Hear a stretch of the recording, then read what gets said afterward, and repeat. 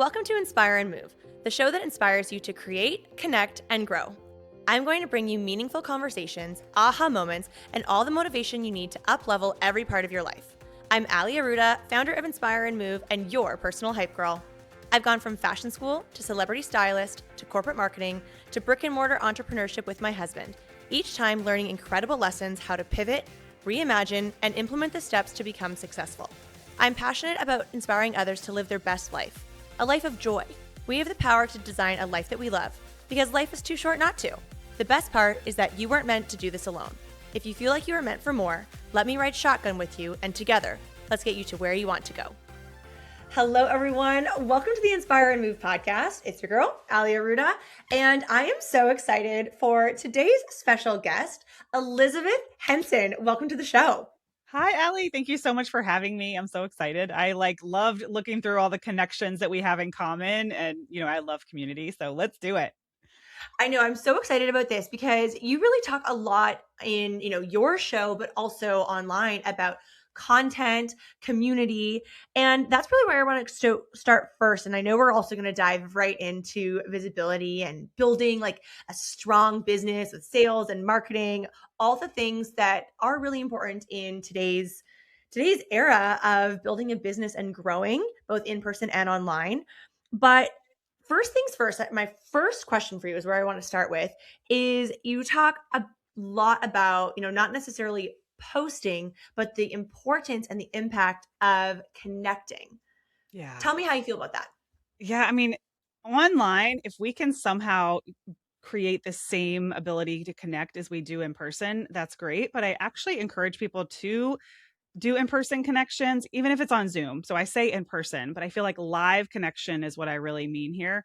Then all of our digital and online marketing kind of becomes icing on the cake. And I've been doing digging in this and finding the numbers. And I found January to be so interesting because I only posted like 13 times. Like I am not a post every day kind of person. When I do post 5 days a week, I'm so freaking proud of myself. But I posted 13 times in January and had like one of my highest sales months ever. So I was like, all right, what did I do right here, or what worked? Like, why did this happen? And all these new clients are coming from my in-person meetups or some type of live event with me, even listening to podcast episodes, because this is like true connection. And they're not coming from like posting on Instagram. But what content does is it's kind of like the nurture process or the system. So I just always like to remind people that we want to build like an entire marketing relationship building ecosystem and not just rely on one thing. Oh my gosh, there's so many directions I want to go here, but let's stick with the word ecosystem. And what do you Yes. feel like builds a strong ecosystem when it comes to also having a strong business? Yeah, I love that question. So, what I make sure that all of my clients have is a long form content. So, for you and I, that looks like podcasting. Like, I Yes. love yapping. Let me just talk all day. For some people, it might be, Substack or blog writing or some sort of even books, audiobooks. And then there's YouTube. There's so many opportunities for long form content. Even Instagram, you can post long videos now too. They just don't get as many views or something if they're over a certain number of minutes. But anyway, so piece number one is like the long form content. And then where are you going to show up with the short form? You don't have to be in all the places, but you got to be somewhere. And then email list is like non negotiable. And I actually incorporate SMS text message marketing into my strategy as well. But the key is like, how can you show up in front of people like so many times per week without it feeling like a lot of work? When I send an email, I'm not banking on everybody reading it. When I post a podcast, I know not everyone's going to listen to it. I certainly know not everyone's going to see my post on Instagram. But what happens is like they're seeing our name. So whether they open my email, delete my email, they're still seeing my name. Right. And we just want to be on repeat. So like, oh, yeah, I met her like 3 months ago and I meant to reach out or whatever it might be. But when you have that ecosystem, it's not just like a post and hope. You're literally doing the same things every week. I remember not too long ago, it was probably a couple of years ago now, where Instagram like died for a couple of days, or maybe it was Yeah. a week, and people lost their marbles, especially Yes. like influencer creators where they are relying solely probably on Instagram exclusively. And it Hmm. was such a powerful reminder for us that are creators and business owners to be omnipresent when it comes to multiple platforms, as well as the combination of platforms that you rent versus own. So, something like a podcast that you and I both have, well, we can own that in terms of our show, the episodes, our guests, the conversations, show notes, what you're linking, what you're selling, and have that then go on to a YouTube, which I would consider more of a rented platform, as Hmm. well as sharing on Instagram as a rented platform. But maybe you're also sharing your episodes on email lists, like, and the Yeah. email lists that you own with your people. So for you, what do you really lean into for the ones that you rent and you own? Yeah, so I definitely do my podcast pretty much every week, and then I'm sharing that on Instagram and in my newsletter every week. I feel like those 3 things happen non-negotiable. Even if I'm on vacation, I have systems in place, so that's like the minimum. Now, Mhm. most weeks I love to play on Threads. I don't know if you've gotten on there much, but Threads is really fun. Okay, give me the scoop on Threads. I am not currently, it's so funny. Even a couple of years ago, I was like, I am not going on TikTok. Like, I Yeah. refuse. I draw the line. Yeah. And guess who's on TikTok? But not actively growing, just Right. presence. I know. I'm a mess on TikTok. I keep kind of trying and then giving up and then trying and giving it, because I haven't put it in my system. But like once something's in my repeatable system, like it happens every single week. Um, So yeah, so give me what the was scoop on Threads, and then I need to Threads? know your repeatable system. Yes. Okay. So Threads. I love Threads because when it comes to building community, most of our content can actually just be one line or less, like a question, right? And so yesterday I posted something on Threads that was like, tell me the truth. Are you building community? Or are you just creating content? Hmm. And like people love these type of questions because they like to either be a know-it-all and kind of answer, oh, I'm totally building community, I got my stuff together, or they're like, oh my god, give me a tip, help me. People like to answer really short, quick, easy to answer questions, and most of the time we ask questions that take a little bit too much time to think about. I even saw one today, a question about marketing, and I was like, gosh, I really want to answer this, but I was like, but it's going to take me like 7 minutes and I don't have that, so I'm just going to keep scrolling. But if they can answer in like 20 seconds, people love that because they want to show up, they want to be seen, they want to be heard. But I think Threads is so fun. People are on there every single day. Like, I need a business coach. Help me find a business coach. They're probably looking for a visibility coach too. I was Yeah. like, wait, people are actually like saying that? Now, here's the thing. I don't know if they're just doing it for like bait, like to get people to engage in their comments. But every now and then I'll be like tagging some of my best clients and I'll just let my clients come in and be like, oh, you should work with Elizabeth. That's amazing. Okay, and so talk me through, like, I'm literally so novice when it comes to Threads. So have Yeah. you found success in terms of not only engagement, but then converting to clients and sales? Yeah, so I'm still like really playing and experimenting with Threads, but what I have seen is I've seen a lot of people come over to Instagram who found me on Threads. Um, and a lot of just really great conversations kind of happening, and a couple of people like hop into my voice notes and things like that. Um, I'm not sure I've seen conversions because usually I can track my conversions pretty well because it's like I have a high ticket program, so it's sales call to end. Okay. Um, but definitely some audience growth, I would say. I love how I'm literally taking notes. It's like Threads, get on Yeah. Threads. I do this all the time on my podcast. I'm like, yes, okay, my notebook's ready. Like, teach me the Yeah. things. And I'm such a post-it girl, post-it note girl. All right. So now I really want to know, because it sounds to me like you have your systems so dialed in, like your own ecosystem for Elizabeth Henson. Walk Yeah. me through what that looks like. Yeah. So I have the long form, the podcast, the email newsletter every single week, Instagram every single week. I'm playing on Threads. I'm playing on TikTok. We're playing a little bit on LinkedIn. And then my SMS, this is my big machine that really fills my program. My SMS list is for local only. So since you guys have a local gym, are you using SMS yet? We're not. Okay. Okay. So much opportunity there. Let me just So, add to my notes. yes. So my text message list is only for people who are in my area. Now there's a couple that are like in a 3 hour radius, they just like, if I'm ever there or whatever. So it's called Hampton Roads Creative Network, and they sign up to be on my SMS list. And then all I do is I send a text when I'm hosting a meetup or a live event. And, our next one's tomorrow. So I sent a reminder today that was like, we're meeting from 2 to 4 tomorrow, at Gather. Um, and then I do this once a month. And this is what not only fills my coaching program, but also my live in person event. So every year in April, I have a live in-person event that's also a big sales machine for my program. But these people that come to these 2-hour meetups, they're getting to like really experience me, and that's what I always tell people. I'm like, if you're struggling with sales, just find a way so people can experience you, not just on a social media post, but how can they actually share a space with you that's kind of distraction free and get that, like, what does it feel like to work with you or to watch you work with somebody?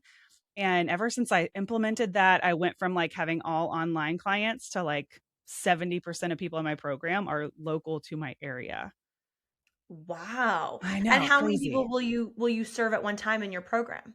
Yeah, so my goal is always to hit about 40 in a calendar year. We haven't quite hit that yet. We usually hit like 30, but it's a Mhm. higher ticket program and, we're trying to build it to scale slowly but surely. And then I have other online, revenue streams as well, but I'm like that's like the one thing that I'm laser focused on, um, just growing that one program because I love it so much. And I have, this is my year 3. And I have seen, I'm like, oh, this is why my coach always says do the same thing over and over. But I'm like, oh, I see it now. Okay, tell me more about that. I wanna go a little bit deeper on that. Yeah. So I'm like such a visionary. I've always sold multiple offers to the same people. So I'm sure you have some clients that, like, no Mhm. matter what you put out, they're going to buy it. Right. Yeah. I mean, bless their hearts. Like, some of these people literally will just do whatever I do.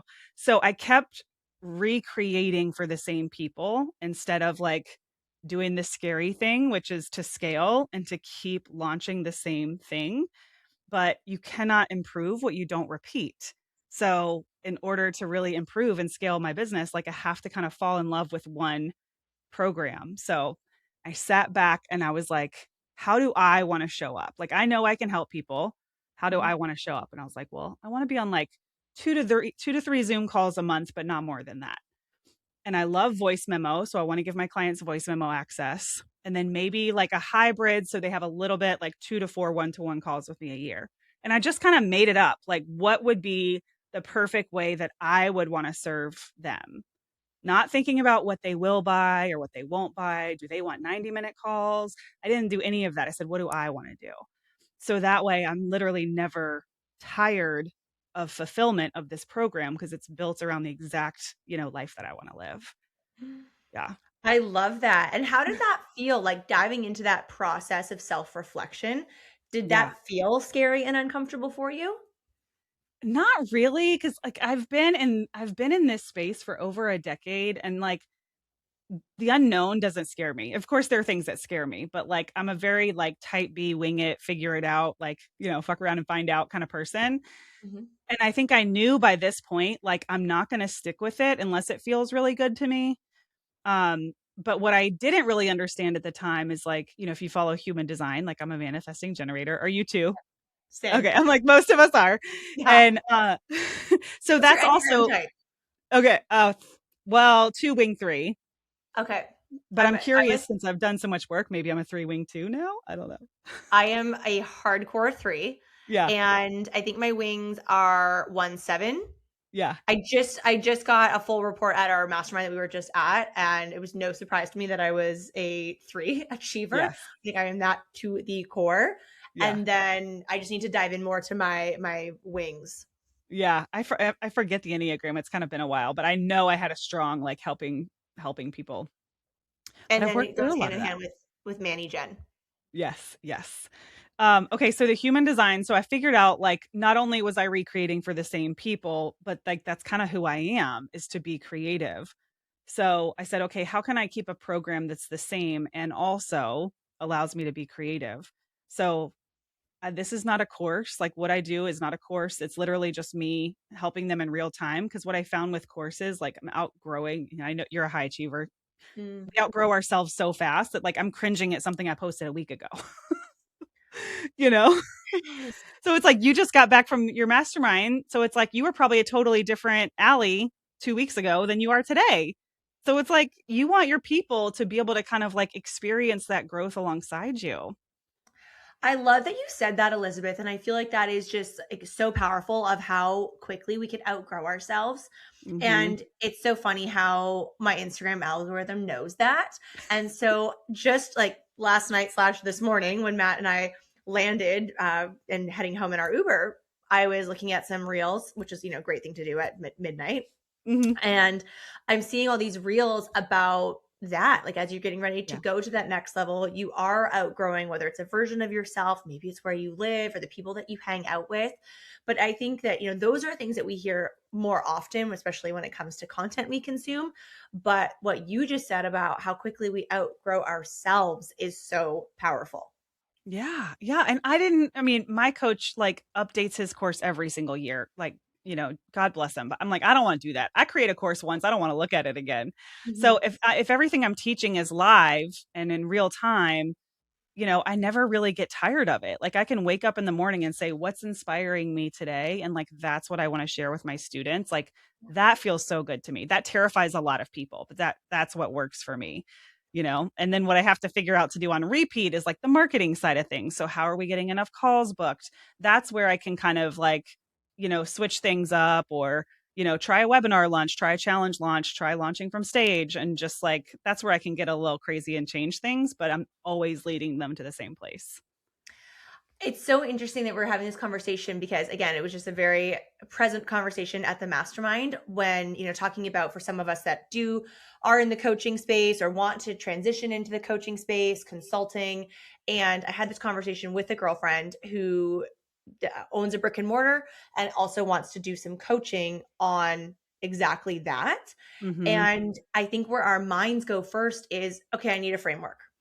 Yeah. That it's almost as if like the framework is a metaphorical security blanket. So perhaps there was a version of you, 9 years ago that maybe led a program and you had a whole framework of like, yep, this is what I'm going to coach on today. But now you are so well in tune with your people and how you serve, who you serve, that you can show up and just be inspired by something that's going on and what maybe your people need most. Yeah. Yeah. I mean, when we think about leadership and building community, because I see them one and the same, like you have to be a great leader to build community. There's so much of it that's just our energy, whether we're teaching the same thing over and over or we're teaching something fresh and new. If we're bringing that 10 out of 10 energy, then the people in the room they're going to love it. They're going to be here for it. So I know that if I'm teaching the same thing over and over and over, I'm going to sink down to like a 6 or 7 because I'm not jazzed or excited. But if I'm like sharing something that I learned, on a work trip or a mastermind call or like self-development or like I had a breakdown that led to a breakthrough and I'm like, on a high to share that with them, they're going to get more from it just cuz the energy that I'm bringing, you know? And I don't get energy from like following like step 1, step 2, step 3. I have systems and processes, clearly, we all have to, but it's like I really just like talking about like what breakthrough did I have yesterday? Like what went wrong? What broke that can be a meaningful story for people? I was just having this conversation on the weekend with some of my mentors and closest friends about how like Matt and I are mindset coaches in a mastermind. And there are like recently we've been going through just like some challenges like business and life that kind of, co-create challenge at the same time. You're like, but why? Yeah. And I was like, you guys, the irony is that we're mindset coaches and our mindsets are kind of in the gutter right now. Like they're kind of garbage. Yeah. And my friend Lori said, she's like, that is literally so powerful because sometimes our most teachable moments comes from the things that we go through. So we are sometimes dealt these shitty cards and challenges, but we are going to, and I think many of us that are also active in the personal development space, we will have tools and people to help us through those times. And then on the other side of that, we can lead by Yeah. example and teach on that. Yeah. And I mean, the awareness is key, right? Like that's where it all starts. So you can even be like, okay, like I am not my highest self right now. I'll be like, little Liz has entered the room and she's got something to say. Maybe I need like a second name, like Yeah. that like ulterior personality or alter ego. That's the word I was looking Yeah. for.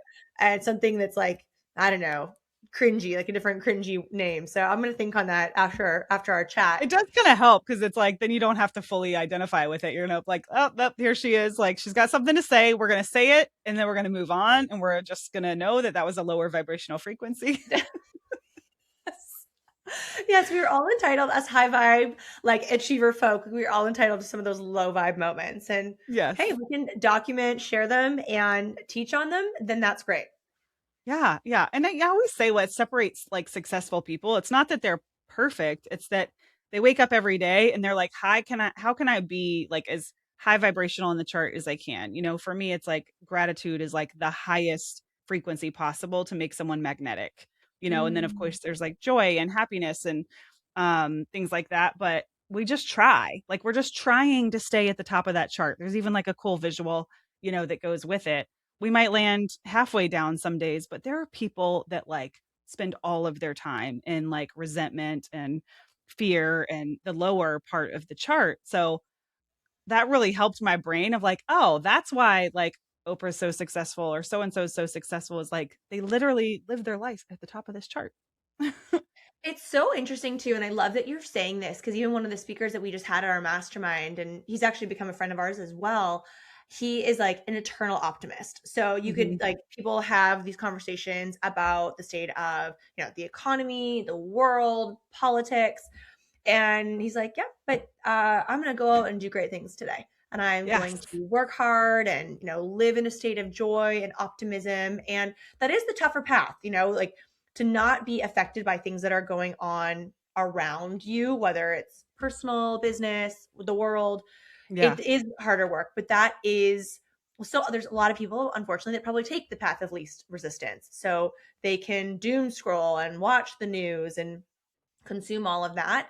And the more challenging path is the path to live in optimism and gratitude and joy. Yeah, yeah, it is. It's challenging but I'm finding like, oh my God, it feels so much better. Not to like be blind to certain things, but just like, okay, I acknowledge that this is going on. We had Mhm. something happened recently in my area. Oh, there was like a shooting at a college or something, and everybody's like freaking out and like normal me would like want to turn on the news and get like sucked in. And I was like, nope, I acknowledge that this is going on. I can have emotions about the fact that this is going on, but it's going to be way more helpful for me to show up as the leader that I am and help women today and make sure that they can show up. And, it's not about ignoring it or sweeping it under the rug. It's like it can be both. We can acknowledge it and we can choose not to give our negative energy to it. It's like this powerful duality. Like even Yeah. whether it's like as a mom, you can be this badass mom, but you can also be a badass business owner and a duality of like I love to drink wine, but I also really love a hardcore fitness routine and like looking and feeling a certain way. But it's Yes. like Yes. you can wear both. You can wear both. Yep. Okay, I want to know before we transition to a different topic. I'd love to know how you set yourself up for, your day, week to live and operate in that state of gratitude and joy. Oh, I love that. And I actually listened to your podcast episode about kind of like your daily routine on how you stay high vibe. And I have this episode, it was kind of a while ago, but it's still so relevant. So mine is not always a morning routine. So I call it like my morning routine in a box because I can do it any Ooh. time of day. Have you read what is it called? The Miracle Morning? No, that sounds Okay. great. Writing it down. Yeah, Miracle Morning. And I'm like, oh gosh, I hope I can remember all of these. But basically there's like silence, meditation, reading, movement. I think those are the big four, but I want to say there's like one more. Those are great. Um, journaling, journaling is in there. Writing, yeah, I said writing. Um, so mine is like in this little box because I'm like sometimes I can be upstairs, sometimes I can be downstairs, but even reading for just 5 minutes. So I always have like a certain book that I can read like a page or two, Mhm. and it still feels like it gives me something. I love to meditate. I really try to do it, first thing in the morning, but like something like today was like before this call because I was like, okay, I got like weird 20 minutes to kill and my brain is like racing through all the tabs that are open on my computer. So let me just get really present. And then of course, body movement, as you know, and value too. That can look different for everybody, but these are things that I try to incorporate every single day. I just had to give myself the permission of like, I don't have to be a morning person. Like I can do it at 10 a.m. or I can do it at 5 p.m. And usually I wait until I can feel that frequency like start to sync. And that's like Mhm. just will snap me right out of it. And the cool part is like it can be 5 minutes or it could be 2 hours. It's like whatever kind of time I have capacity for. Oh, totally. And I mean, I'm hearing some people talk about their evening routines that sets themselves up for success the next day. So kind of how Yes. you end your day, how you power down in a loving, peaceful, gratitude enriched way Yeah. will probably also have you have a great sleep, which we need to like regenerate our muscles and brain and energy and then start with a really fresh start to the next day. Yeah, yeah. You'll appreciate this because you're such an athlete. And I remember on your show you were like, "Yeah, I have this friend that like she likes to work out at like 3 p.m. Like that's weird, but it works for her." And I'm like, "That is me." So I was a college athlete. I played field hockey, and my entire life I had practice around 3 p.m. We're talking like middle school, high school, college, and then after college was training for a marathon, and that was also at 3 p.m. because I was a teacher, so we would get out at like 2:30, and my body just like wants to move between 3 and 5. It's like it's been conditioned from my childhood or something. And that's really my favorite way to transition from my work day to like family. Does it always happen during that time? No, that's like the hardest time for a mom to try to work out. But that's definitely when my body like wants to do it. I love that. And I've noticed like I'm stepping into a season now where I am on Zoom or in this case Riverside more than I ever have before because I a couple months Yeah. ago I retired from seeing and training clients one-on-one in our brick and mortar, which was difficult, but it also opened time and space to attract new opportunities. And so now I am a Zoom girl at 40 years old and I'm really late to the party, but I'm finding that I definitely need to add in like I'm not going to go for a workout at 5 p.m., but I will prioritize a dog walk to just like get Yes. away from the screen. I'm probably going to pop something in my earbuds to consume something positive that stretches my mind and my thinking and then come back for maybe like a power hour work session before dinner and family time. Yeah. And the sitting, if I have more than 3 meetings in a day, I'm usually like, oh my God, I can't take sitting anymore. Same. Yeah. Okay, so I want to circle back to diving more into community because this Yeah. is a topic that I also love, and I know this is very much your wheelhouse, but also visibility because we were chatting a little bit about that before we hit record, which is something that I am really passionate about. And you said something earlier in our conversation about how you really kind of embrace some of the things that you teach, and sometimes they're right there in front of you. I was on a solo trip in November and I had this big download to come up with something that could serve women. And I sort of riffed on a couple of ideas, and then the visibility program was born. And it's just amazing how timely it is when it comes to showing up online. I think also in the world of AI for people to really be able to see you and like build that relationship so people can get to know Elizabeth in her content, whatever that may be, whatever the platform is. A lot of what I'm teaching is very Instagram focused, Hmm. but how that also translate to in person. So if you are someone who has a program, you're a coach, but maybe you do have a product or a brick and mortar business, it's all important to create that connection piece with your raving fans, the people that buy from you on repeat, like you already mentioned, but also from a community standpoint. So what are your thoughts, Elizabeth, on like the relationship between community and visibility? Yes, I love this. So, everything like all my core philosophies are basically what I call community based marketing. So, to me, it's just a fancy name for like magnetic leadership or building something that's bigger than yourself, casting a vision. Like, there's certain like kind of pillars to how people want to show up if they want to be magnetic, because if we're magnetic, and this has nothing to do with like big audience or small audience. It's more about like, I cannot sell to 10 people. If I can't sell to 10 people, I can't sell to 10,000. So, how do we really capture the people that are already in the room with us, one person to 10 people? So, I almost always operate as if I'm just talking to about 10 people because I'm the Mhm. same. If I'm on stage in front of 1,000, I'm the same as I am in a room of 10. People with visibility, they think like, oh my gosh, if I can just get in front of more people, it will solve all my problems. And really, it's the opposite. If you can solve all your problems with the people that you have now, then you will become, more visible. So to me, that's where the community building piece really comes in on like, how can you build a community with what you have right now so that people are talking about you when you're not in the room? And Yes. that right there is a visibility machine for you. And it's so crazy. Like I was at someone else's event recently and someone walked up to me and she goes, 3 people in this room told me I need to talk to you. Like to me, that is so powerful. That's more powerful than any Instagram post. And all I did is just constantly show up for 10 people. That's all I do. Thank you so much for listening. If you loved this episode, it would mean so much to me if you took a few seconds and shared this on social media, sent it to a friend, or left a 5-star review. There is power in community, and I'm so grateful to have you part of mine.